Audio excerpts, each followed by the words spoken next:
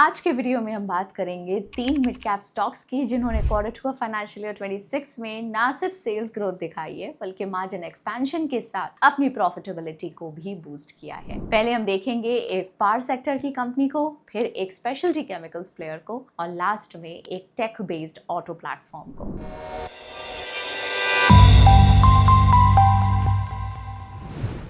तो चलिए शुरू करते हैं हमारे पहले स्टॉक के साथ जो कि है टीडी पावर सिस्टम्स।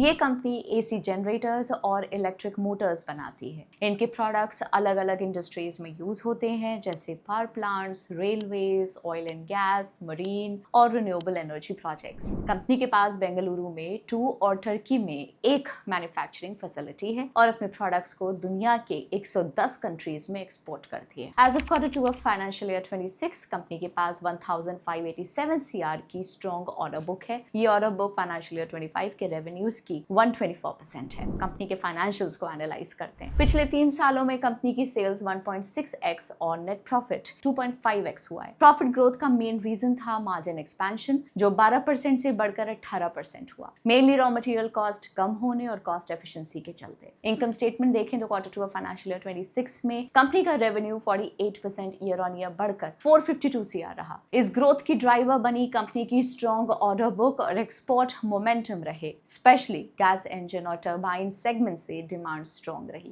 कंपनी का operating profit 48% year on year बढ़कर 83 CR हुआ और ऑपरेटिंग प्रॉफिट मार्जिन 18% पे स्टेबल रहे। प्रोडक्ट मिक्स और रैंप अप रिलेटेड कॉस्ट ने मार्जिन एक्सपेंशन को ऑफसेट कर दिया। नेट प्रॉफिट भी 46% ईयर ऑन ईयर बढ़कर 60 CR रहा, यानी कि स्ट्रॉन्ग सेल्स ग्रोथ और स्टेडी मार्जिन्स ने बॉटम लाइन को सपोर्ट किया। ग्रोथ आउटलुक देखें तो कंपनी का near term growth outlook strong है, जहां मैनेजमेंट ने फाइनेंशियल ईयर 26 के लिए 1800 करोड़ और फाइनेंशियल ईयर 27 के लिए 2200 करोड़ का रेवेन्यू टारगेट रखा है। हर क्वार्टर लगभग 550 करोड़ का ऑर्डर इनफ्लो मिल रहा है और करंट सेटअप के साथ कंपनी 2500 से 2600 करोड़ तक का एनुअल रेवेन्यू पोटेंशियल अचीव कर सकती है बिना किसी मेजर कैपेक्स के फाइनेंशियल ईयर 28 तक। लॉन्गर टर्म में कंपनी ग्लोबल मार्केट में अपना शेयर बढ़ाने पर फोकस कर रही है। अभी उनका global market share single digit है, जिससे वो कैपेसिटी एक्सपेंशन और स्ट्रॉन्ग एक्सपोर्ट रिलेशनशिप्स के थ्रू ग्रो करने की स्ट्रैटेजी फॉलो कर रहे हैं। बैलेंस शीट देखें तो इन्वेंट्री और ट्रेड रिसीवेबल्स कंपनी की सेल्स ग्रोथ से तेजी से बढ़ रहे हैं, जो कंपनी के वर्किंग कैपिटल साइकिल को इम्पैक्ट करेगा। कैश फ्लो स्टेटमेंट अगर देखें तो फाइनेंशियल ईयर 25 में कंपनी का cash from operations 52% year on year घटकर 40 करोड़ रहा। इस डिक्लाइन का मेन रीजन था रिसीवेबल्स और इन्वेंट्री का बढ़ना, जिन्होंने कैश फ्लो पर प्रेशर डाला, जबकि पेबल्स ने थोड़ा सपोर्ट दिया। पिछले साल के मुकाबले फाइनेंशियल ईयर 25 में इन्वेंट्री और रिसीवेबल्स का इंक्रीज लगभग डबल था, जिस वजह से ओवरऑल CFO वीक रहा। कंपनी का CFO to net profit ratio financial year 24 के 71% से गिरकर फाइनेंशियल ईयर 25 के 23% पे आ गया। मैनेजमेंट के मुताबिक ये डिप हाई ग्रोथ फेज के चलते हुआ है। कंपनी प्रोडक्शन रैंप अप कर रही है और इन्वेंट्री बिल्डअप से short term cash flow pressure बना है। डिमांड स्टेबलाइज होने पर कैश कन्वर्जन इंप्रूव होने की उम्मीद है, लेकिन इन्वेस्टर्स के लिए इस ट्रेंड पर नजर बनाए रखना जरूरी होगा। एक इंपॉर्टेंट चीज जिस पे इन्वेस्टर्स को गौर करना चाहिए, पिछले कुछ सालों में कंपनी के प्रोमोटर होल्डिंग में ग्रेजुअल डिक्लाइन देखा गया है। मार्च 22 में 58.7% से घटकर सितंबर 25 तक 26.9% हो गई। अब बात करते हैं कंपनी के रिस्क और चैलेंजेस की। कंपनी के टॉप 10 OEM क्लाइंट्स मिलकर लगभग 70 से 75% रेवेन्यू कंट्रीब्यूट करते हैं, इसलिए डिमांड या क्लाइंट रिलेशनशिप में कोई भी बदलाव रेवेन्यू पर असर डाल सकता है। ग्लोबल जनरेटर मैन्युफैक्चरिंग इंडस्ट्री में कंपटीशन हाई है। अभी कंपनी का cost advantage India based production से मिल रहा है, लेकिन अगर कंपेटिटर्स भी इंडिया में मैन्युफैक्चरिंग शुरू करते हैं तो ये एज कम हो सकती है।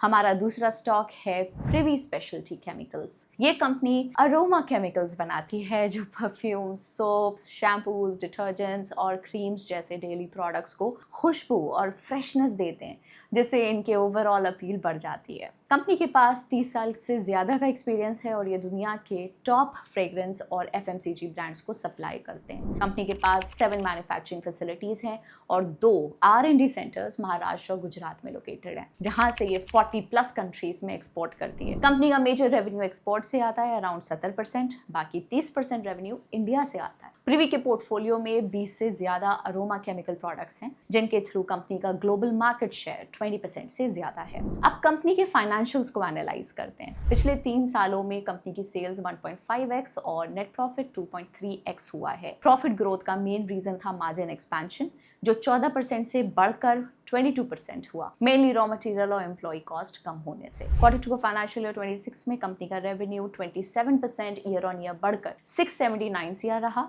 इस ग्रोथ के ड्राइवर फ्लैगशिप प्रोडक्ट्स के हायर वॉल्यूम्स और बेटर प्राइसिंग पावर। कंपनी का operating profit 65% year on year बढ़कर 182 CR हुआ और operating profit margin 600 BPS jump करके 27% रहे। अपलिफ्ट का की ड्राइवर था operational excellence, value added products का हायर मिक्स और स्टेट इंसेंटिव्स का बेनिफिट। कंपनी की स्ट्रॉन्ग सेल्स ग्रोथ और ऑपरेटिंग एफिशिएंसी के चलते net profit 100% year on year grow करके 90 CR तक पहुंच गया। ग्रोथ आउटलुक देखें तो कंपनी ने अगले 3 से 4 सालों के लिए 3 फेज एक्सपेंशन प्लान अनाउंस किया है, जिससे कैपेसिटी लगभग 50% तक बढ़ेगी और स्पेशलिटी प्रोडक्ट पोर्टफोलियो और स्ट्रॉन्ग होगा। ग्लोबल अरोमा केमिकल्स मार्केट भी 2033 तक $9.9 बिलियन होने का एस्टिमेट है, जो 2024 में $6.1 बिलियन था। एक्सपैंडिंग मार्केट के साथ कंपनी के लिए लॉन्ग टर्म ग्रोथ अपॉर्चुनिटीज बढ़ सकती हैं। कैश फ्लो स्टेटमेंट देखें तो फाइनेंशियल ईयर 25 में कंपनी का cash from operating activities 21% year on year घटकर 281 CR रहा। कंपनी के रिसीवेबल्स और इन्वेंट्री ने CFO पर प्रेशर डाला, जबकि पेबल्स ने सपोर्ट किया। कंपनी का CFO to net profit ratio financial year 24 के 373% से गिरकर फाइनेंशियल ईयर 25 में 152% पर आ गया। कंपनी अभी कैपेसिटी रैंप अप कर रही है और इन्वेंट्री बिल्डअप से कैश फ्लो पर प्रेशर आया है। इन्वेस्टर्स को इस पे नजर बनाए रखनी चाहिए। अब बात करते हैं कंपनी के रिस्क और चैलेंजेस की। कंपनी का मेजर रिस्क फॉरेक्स और रॉ मटेरियल प्राइस वोलेटिलिटी से है, क्योंकि एक्सपोर्ट्स लगभग 70% रेवेन्यू का हिस्सा है, इसलिए फॉरेक्स रेट या इनपुट कॉस्ट में फ्लक्चुएशन से मार्जिन्स इंपैक्ट हो सकते हैं। हमारा आखिरी स्टॉक है कारट्रेड टेक। ये एक ऐसी कंपनी है जो गाड़ियों के खरीदने बेचने के लिए डिजिटल प्लेटफॉर्म चलाती है। आपने इनके कुछ ब्रांड्स के नाम सुने होंगे, जैसे कि कार वाले, बाइक वाले, कारट्रेड, OLX इंडिया और श्रीराम ऑटोमॉल। इन सब प्लेटफॉर्म्स के थ्रू लोग न्यू और यूज्ड कार्स या बाइक्स खरीद और बेच सकते हैं। कंपनी इंडिया के नंबर 1 ऑटो पोर्टल के रूप में काम करती है और इसका नेटवर्क 500+ फिजिकल आउटलेट्स तक फैला हुआ है, जहां से व्हीकल इंस्पेक्शन, वैल्यूएशन और ऑक्शन जैसे काम होते हैं। ये एक एसेट लाइट मॉडल पे ऑपरेट करते हैं, मतलब ज्यादा पैसा बिल्डिंग या इंफ्रास्ट्रक्चर में नहीं, बल्कि अपने डिजिटल प्लेटफॉर्म्स और टेक्नोलॉजी को मजबूत बनाने में लगाया जाता है, ताकि बिजनेस स्केलेबल और एफिशिएंट रहे। अब इसके फाइनेंशियल्स को एनालाइज करते हैं। पिछले 2 सालों में कंपनी की सेल्स 1.7x और नेट प्रॉफिट 3.6x हुआ है। प्रॉफिट ग्रोथ का मेन रीजन था मार्जिन एक्सपेंशन, जो 9% से बढ़कर 24% हुए, मेनली एम्प्लॉय कॉस्ट कम होने से। इनकम स्टेटमेंट देखें तो Q2 फाइनेंशियल ईयर 26 में कंपनी का रेवेन्यू 25% ईयर ऑन ईयर बढ़कर 193 CR रहा। ये ग्रोथ कंपनी के हर एक वर्टिकल की तरफ से आई है। Operating profit 94% year on year बढ़कर 64 CR हुआ और मार्जिन 21% से 33% तक गई। ये हुआ कॉस्ट कंट्रोल और ऑपरेटिंग लेवरेज के चलते। नेट प्रॉफिट भी 106% ईयर ऑन ईयर जंप करके 64 CR रहा, जिसमें स्ट्रॉन्ग परफॉर्मेंस और OLX बिजनेस के बेटर मार्जिन की योगदान रहे। ग्रोथ आउटलुक देखें तो कंज्यूमर बिजनेस प्लेटफॉर्म्स यानी कि कार वाले और बाइक वाले में रेवेन्यू ग्रोथ स्ट्रॉन्ग रहने की उम्मीद है, जहां मैनेजमेंट का कहना है कि एबिटा मार्जिन्स 40% से बढ़कर 55 से 60% तक पहुंच सकते हैं, क्योंकि कॉस्ट बेस लार्जली फिक्स्ड है। कैश फ्लो स्टेटमेंट देखें तो फाइनेंशियल ईयर 25 में कंपनी का cash from operations 967% year on year बढ़कर 171 CR रहा। इस ग्रोथ का मेन ड्राइवर था प्रॉफिट फ्रॉम ऑपरेशंस, जो फाइनेंशियल ईयर 24 के 40% से बढ़कर 179 करोड़ तक पहुंचे। हालांकि रिसीवेबल्स के बढ़ने से कैश फ्लो पर थोड़ा प्रेशर रहा, लेकिन ओवरऑल ऑपरेशनल प्रॉफिटेबिलिटी ने CFO को स्ट्रॉन्ग सपोर्ट दिया। कंपनी का CFO to net profit ratio financial year 24 के 80% से बढ़कर फाइनेंशियल ईयर 25 में 118% पे आ गया। ये कंपनी का बेटर कैश रियलाइजेशन दिखाता है। अब बात करते हैं इसके रिस्क और चैलेंजेस की। कंपनी अभी पी रेशियो 74x पे ट्रेड कर रही है, जबकि सेल्स ग्रोथ 30% से कम है। साथ ही फाइनेंशियल ईयर 23 से 25 के पीरियड में कंपनी का नेट प्रॉफिट काफी हद तक अदर इनकम से ड्रिवन रहा है, ना कि कोर ऑपरेशन से। ये फैक्टर्स मिलकर वैल्यूएशन को थोड़ा स्ट्रेच्ड बनाते हैं, जिससे अर्निंग्स क्वालिटी और वैल्यूएशन री रेटिंग रिस्क बना रहता है। तो इन्वेस्टर्स को हमेशा ध्यान रखना होगा कि अगर ग्रोथ नहीं आई तो वैल्यूएशन मल्टीपल्स में डी रेटिंग देखने को मिल सकती है। तो इन 3 मिड कैप स्टॉक्स ने Q2 फाइनेंशियल ईयर 26 में अपने रिजल्ट्स में सेल्स ग्रोथ, मार्जिन इंप्रूवमेंट और प्रॉफिटेबिलिटी ग्रोथ के ट्रेंड्स दिखाए हैं। हर कंपनी अलग सेक्टर से आती है, लेकिन ओवरऑल पैटर्न ये सजेस्ट करता है कि मिड कैप सेगमेंट में अर्निंग्स मोमेंटम ग्रेजुअली इंप्रूव हो रहा है। तो हम वीडियो के एंड तक पहुंच चुके हैं। एक बात मैं आपको एक बार फिर याद दिला दूं, ये वीडियो सिर्फ एजुकेशनल पर्पसेस के लिए है। इसको किसी भी तरह की कोई फाइनेंशियल एडवाइस या रिकमेंडेशन ना समझें। मिलते हैं आपसे अगले वीडियो में। Till then, take care, happy investing.